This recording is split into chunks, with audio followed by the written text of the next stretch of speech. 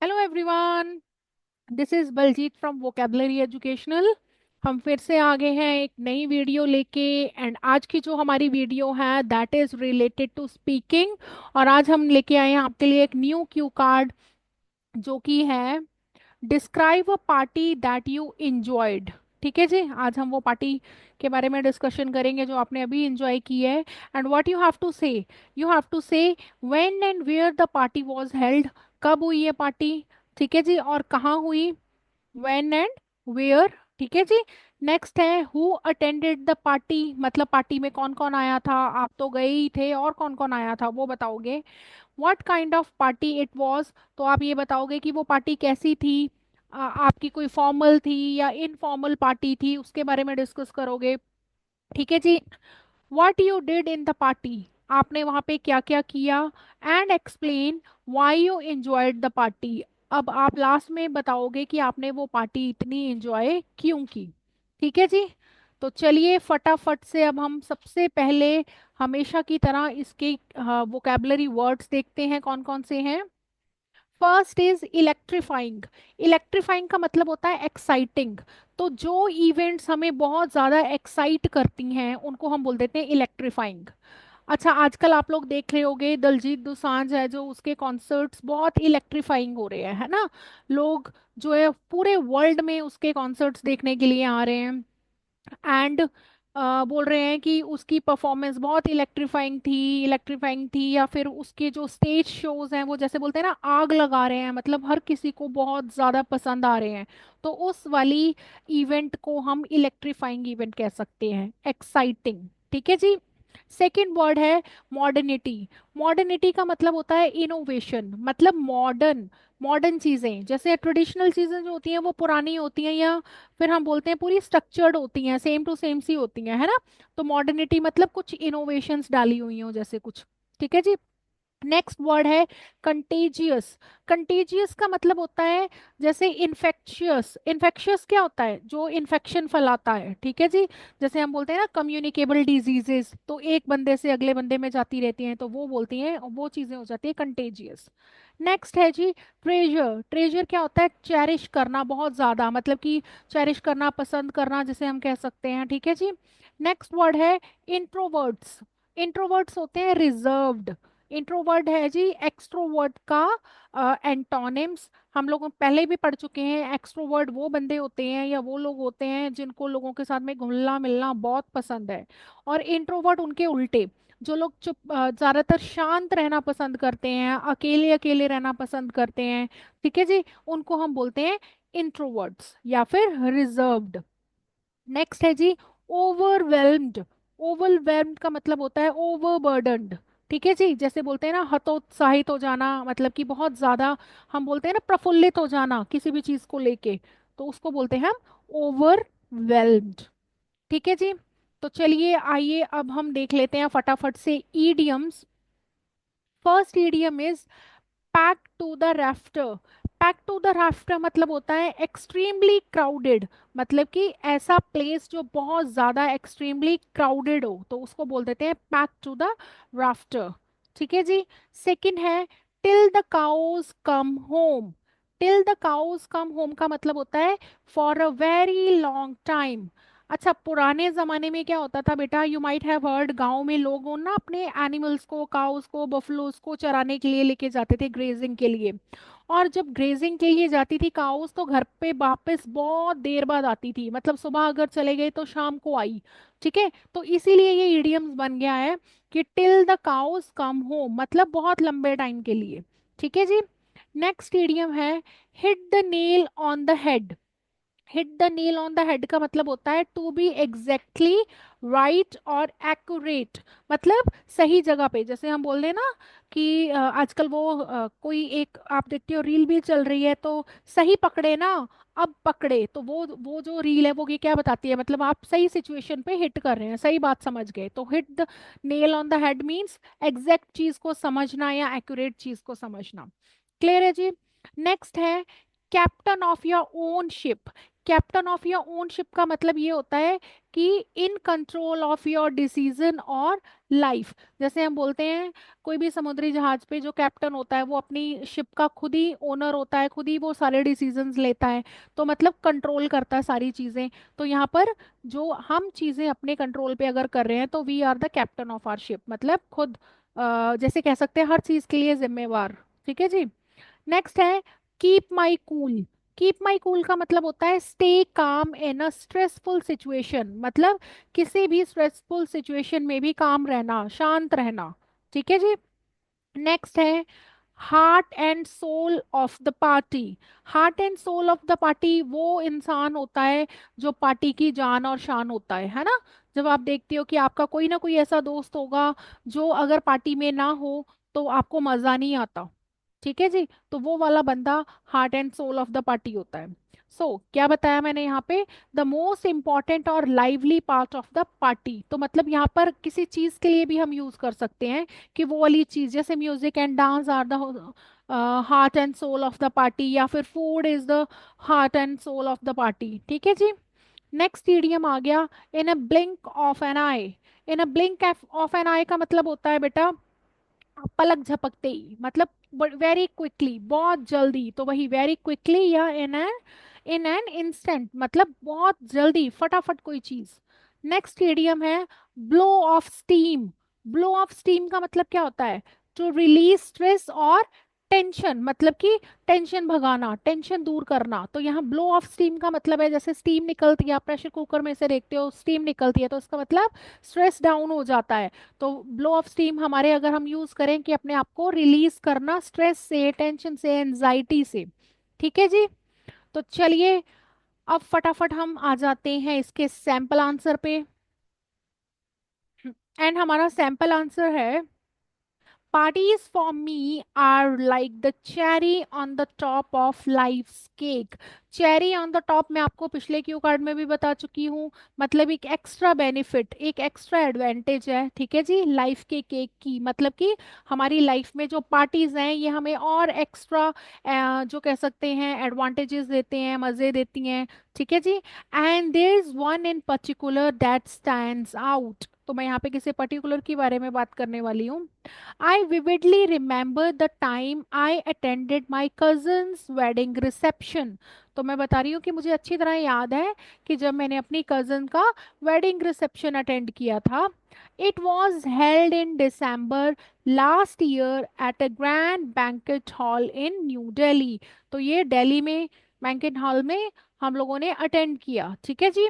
The venue was decorated beautifully, almost as if it was straight out of a fairy tale। मतलब venue इतना decorate किया हुआ था, इतना खूबसूरत, इतना ब्यूटीफुल लग रहा था, ऐसे लग रहा था परियों की कहानियों में से निकल के आ गया, मतलब इमेजिन भी नहीं कर पा रहे थे हम कि इतना ब्यूटीफुल था। ठीक है जी। The guest list was packed to the rafter with relatives, family, friends, and colleagues of bride and grooms। तो जो गेस्ट लिस्ट थी वो किससे भरी पड़ी थी, वो क्राउडेड थी, रिलेटिव से, फैमिली, फ्रेंड्स एंड कलीग्स थी।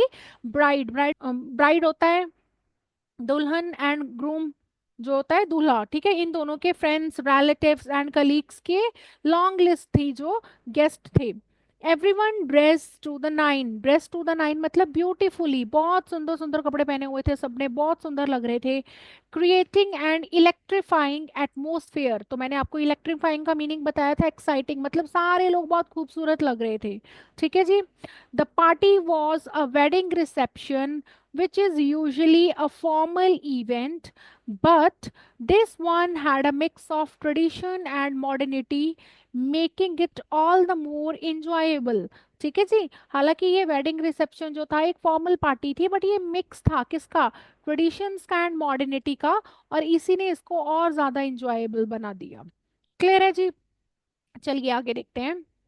I spent most of the time catching up with my cousins and friends whom I hadn't seen in ages।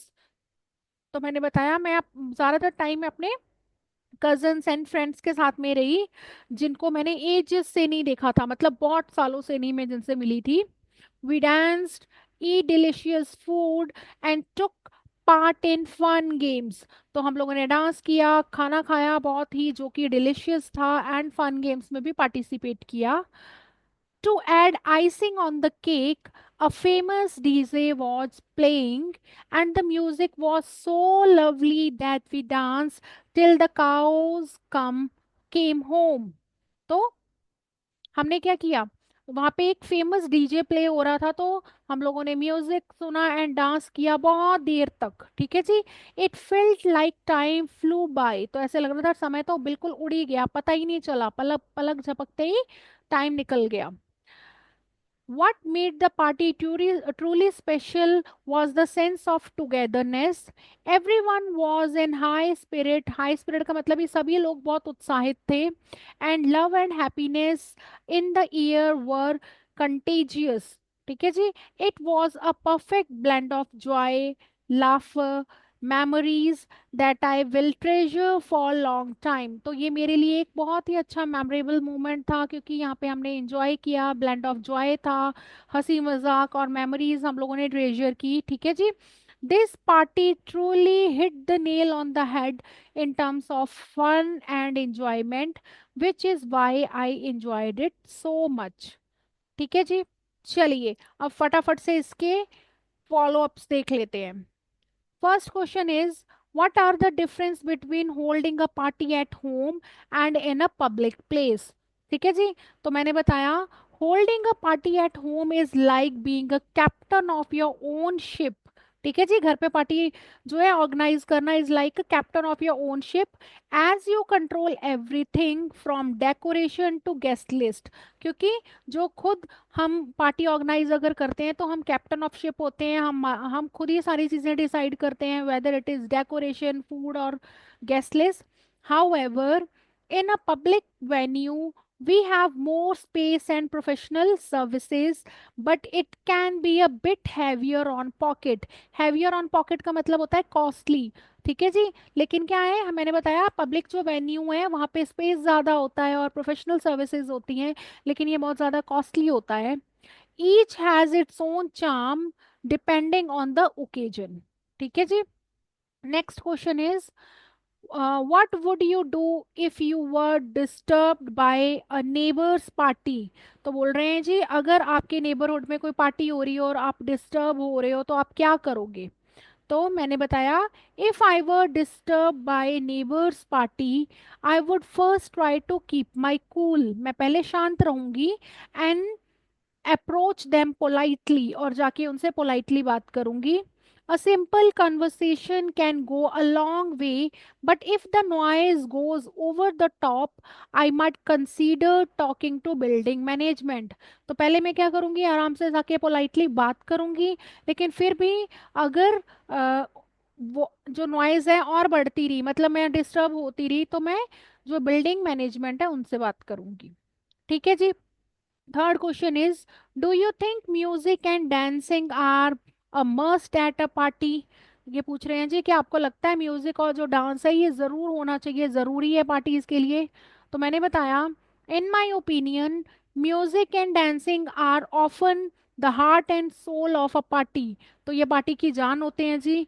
Adding energy and excitement, ठीक है जी, ये एनर्जी एंड एक्साइटमेंट ऐड करते हैं।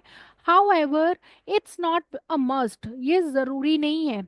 Sometimes a simple gathering with good conversation can also be just as enjoyable. तो मतलब ये जरूरी नहीं है, कभी कभी सिंपल गैदरिंग जो हम कन्वर्सेशन करते हैं जहां पर, वो भी इंजॉयबल होती है। ठीक है जी।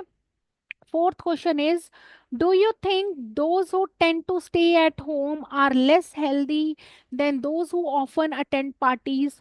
ये पूछ रहे हैं, क्या आपको लगता है कि जो घर पे रहते हैं, ठीक है जी, वो इतने हेल्दी नहीं होते जितने कि जो पार्टीज अटेंड करते हैं। इसको हम उल्टा भी कह सकते हैं कि जो लोग पार्टीज अटेंड करते हैं they are more healthy as compare to the people those who are staying at home. ये क्वेश्चन है जी। तो मैंने बताया, I wouldn't say people who stay at home are necessarily less healthy. तो मैंने कहा, मैं ये नहीं कहती हूँ कि वो लेस हेल्दी है। After all, it's more about maintaining a balance life style. However, those who attend social events often might get more physical activities and social interaction which can boost their mood and health। लेकिन जो लोग social gathering या activities में participate करते हैं या जाते हैं, उनका मूड बूस्ट रहता है और हेल्थ भी। ठीक है जी। Next question is, why do some people not like going to parties? कि कुछ लोग पार्टीज में जाना क्यों नहीं पसंद करते? तो मैंने बताया, some people are introverts by nature. मैंने ऊपर आपको इंट्रोवर्ट का मीनिंग बताया था, the people those who love to stay quiet, या फिर ज्यादा लोगों के साथ मिक्स नहीं होते, उनको हम बोलते हैं इंट्रोवर्ट्स, जो या फिर लोगों के साथ मिक्स होने में टाइम लेते हैं। And may feel overwhelmed in social gatherings, तो उनको बर्डन सा लगता है सोशल गैदरिंग में जाके। ठीक है जी। Others might not like the loud music और लार्ज क्राउड्स, और कुछ लोग होते हैं जिनको लाउड म्यूजिक जो है वो नहीं पसंद होता, या फिर ज्यादा भीड़ नहीं पसंद। All in all, everyone has their preferences and that's perfectly fine. ठीक है जी। Last question is, why do people like parties? कि लोगों को पार्टीज क्यों पसंद होती है?